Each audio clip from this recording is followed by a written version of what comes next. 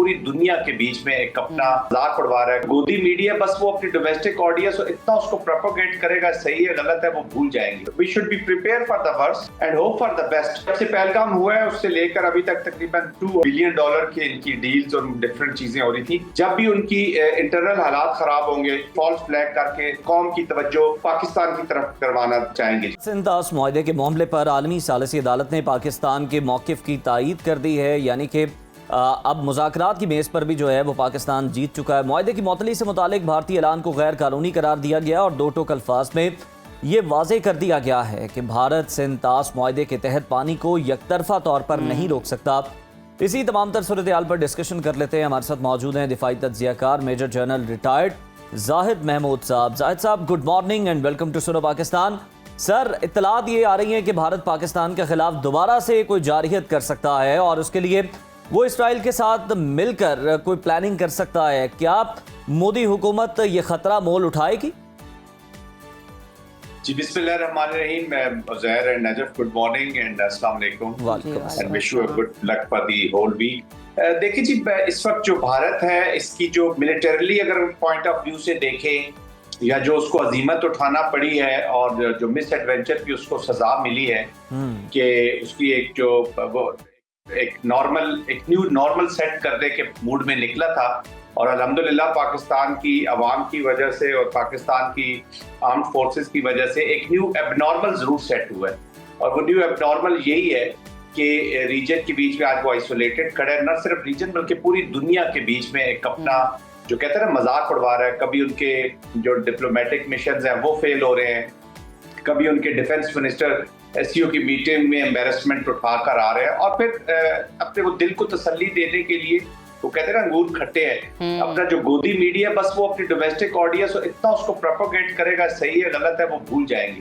कभी वो president Trump की क्रिटिक कर रहे होते हैं, कभी टर्किश प्राइम मिनिस्टर की प्रेसिडेंट की तनकीद कर रहे होते हैं, कभी अजरबैजान को, कभी वो ईरानियन फॉरेन मिनिस्टर को गालियां दे रहे होते हैं। तो दे आर पैनिक। इस वक्त एक कंफ्यूज्ड एंड ब्रूज्ड भारत यहाँ पर मौजूद है। Having said this, military point of view से तो इस हजीमत के बाद आई डोंट थिंक सो कि वो इस स्टेट की उसकी फौज है अफवाज इस वक्त है, खास तौर पे जो उनके साथ उनके जहाज़ों के साथ और ये जो एयरफोर्स के साथ हुआ और राफेल की जो स्टोरी है वो हम सबको पता है। तो उसके बाद तो मिलिटरीली पॉइंट ऑफ व्यू से तो इस वक्त उनका हालात में नहीं है कि वो पाकिस्तान के खिलाफ एकदम जंग शुरू कर सके। बट हैविंग सेड दैट, जो उनकी फैनेटिक लीडरशिप है, जो रेडिकलाइज्ड हिंदुत्व की एप्लीकेशन है, ये कुछ भी कर सकती है और इस हजीमत को धोने का वो वाहिद हाल फिर एक अग्रेशन ही समझ रही है।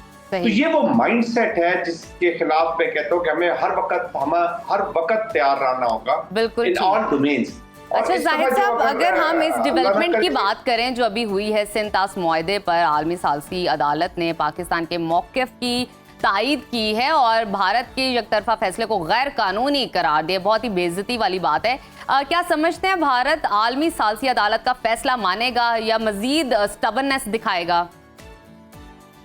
Najaf, we need to understand कि there are two rooms और इन दोनों रूम्स में there are two elephants। Middle east के बीच में इजराइल और हमारे रीजन के बीच में इंडिया। ये वो एलिफेंट्स हैं कमरे के अंदर, रूम के अंदर, जो सोसाइटीज का जो रूल बेस्ड फंक्शनिंग है उसको ये चैलेंज करते हैं, ये यूएन को अंडरमाइन करने की कोशिश करते हैं। देखिए, कश्मीर की जो रेजोल्यूशन है वो इसी यूनाइटेड नेशन सिक्योरिटी काउंसिल की रेजोल्यूशन है, उसको आज तक वो नहीं मान रहा। आलमी अदालत कोई फैसला करती है वो इजराइल की तरह ये लोग भी उसको सही मानते नहीं, हालांकि पाकिस्तान बड़ी रिस्पेक्ट कर रहा है। अगर आज इनका ये जो मंकी पाकिस्तान के पास है, कुलभूषण की मैं बात कर रहा हूँ, अगर उसको सजाए मौत एग्जीक्यूट हुई तो आलमी अदालत ने कुछ चीजें क्लैरिफाई करवाई हुई हैं जी। तो पाकिस्तान इस रूल बेस्ड सोसाइटी में हेल्प कर रहा है एक स्टेबलाइजर के तौर पे, लेकिन ये लोग उसको चैलेंज करते हैं। तो कहने का मकसद ये है कि हमें we should be prepare for the worst and hope for the best.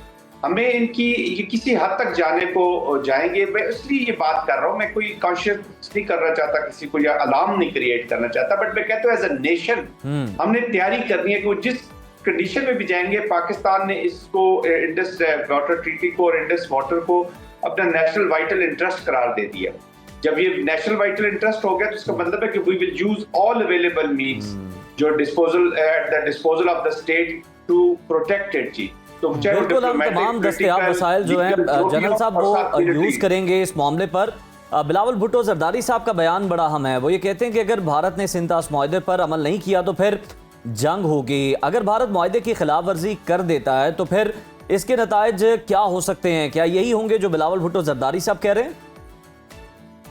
देखिए जी, बिल्कुल सही कह रहे हैं। इन अ वे ये हमारा नेशनल स्टांस है जी। उज़ैर, हमें ये समझने की कोशिश करनी चाहिए और पूरी आपकी जो देखने सुनने वाले उनको ये मालूम होना चाहिए कि जब कोई कौम किसी चीज को अपना नेशनल वाइटल इंटरेस्ट बना देती है तो वो उसकी जिंदगी और मौत का मसला होता है जी। That's why it is gone to that. इसमें और क्या चीजें शामिल है नेशनल वाइटल इंटरेस्ट पे? हमारी सॉवरेनिटी, हमारी जोग्राफियाई सरहदें, हमारा कश्मीर, हमारा पानी, ये है वो नेशनल वाइटल इंटरेस्ट। वरना आपको फौज, इतनी बड़ी फौज रखने का और मकसद क्या है जी? मैं ये कहता हूँ कि हमारा दिफा इतना मजबूत हो जाना चाहिए और हमारे ये मिलिट्री एप्लीकेशन जो है वो इतनी स्ट्रांग होनी चाहिए कि इसकी अगर हम बात करें तो पीपल शुड बी केयरफुल कि वो पाकिस्तान के साथ जब डील करते हैं। और ये ऐसा है। इन्होंने एक मिस एडवेंचर किया अभी पहलगाम में, तो आपके सामने हो गया। पुलवामा भी आपको याद होगा। ये Pakistan, they are very lucky कि उनको पाकिस्तान जैसा ग्रेसफुल और स्टेबलाइज एक सेक्टर ऑफ स्टेबिलिटी जैसा दुश्मन मिला है। हमें तो दुश्मन भी ऐसा मिला है कि उसकी हमें खुद हमें शर्म आनी चाहिए कि हमें इतना एक गिरा हुआ दुश्मन जो हर चीज को वेपनाइज कर रहा है। इस वक्त वहां पे माइंडसेट उज़ैर ये है कि वो हर चीज को वेपनाइज कर रहे हैं। पानी को, मीडिया को, इंफॉर्मेशन को। उनका मीडिया क्या है? वो वेपन बन चुका है। उसको मैं तो मीडिया कहते हुए मुझे वो एक थिएटर जो उन्होंने लगाया हुआ है वो क्या है? उसको वेपनाइज कर। तो जाहिद साहब, कुछ वेपन्स जो है खरीदे जाने की इतलात भी है भारत की जानिब से, जिससे मुतालिक बताया जा रहा है कि मुआहदे हो गए हैं और आने वाले चंद माह में वो हथियार जो है डिलीवर भी कर दिए जाएंगे भारत को। जी, जब से पहलगाम हुआ है उससे लेकर अभी तक तकरीबन $2 बिलियन की इनकी डील्स और डिफरेंट चीजें हो रही थी। इसके दो मकासद है जी। एक तो वो हजीमत की वजह से तैयारी हालत में रहना चाहते हैं और दूसरा इतनी करप्शन है उज़ैर इनकी डिफेंस डील्स के अंदर कि they create an environment of war. उसी के अंदर ये अपनी पॉलिटिकल फायदा उठाने की कोशिश करते हैं, अपनी गिरी हुई साख को ठीक करने की कोशिश करते हैं और वोट हासिल करने की कोशिश करते हैं। और उसी के अंदर डील्स के अंदर इतना इन्होंने पैसा, इनका जो नेटवर्क है ना, इनका बिजनेसमैन और पॉलिटिशियन का जो नेक्सस है उसको ये this is a way of earning money. कहने को तो आप आए हैं चाय की प्यालियां बेच बेच के और चाय बेच बेच के, लेकिन इस वक्त $1 बिलियन के आप इस वक्त बैठे हुए हैं, मालिक बन के बैठे हुए हैं। बिजनेसेस देखे जो इनके साथ हुकूमत के साथ अटैच्ड है वो कितना थ्राइव कर रहे हैं। तो कहने का मकसद ये कि this military complex militarisation of the world has brought lot of corruption. India उस पर बहुत टॉप पे है जी, तो वो भी उसकी वजह होती है। फिर वो मैं कह रहा हूँ कि वो हर वक्त तैयारी हालत में रहना चाह रहे हैं क्योंकि उनका माइंडसेट की उन्होंने एप्लीकेशन करनी है।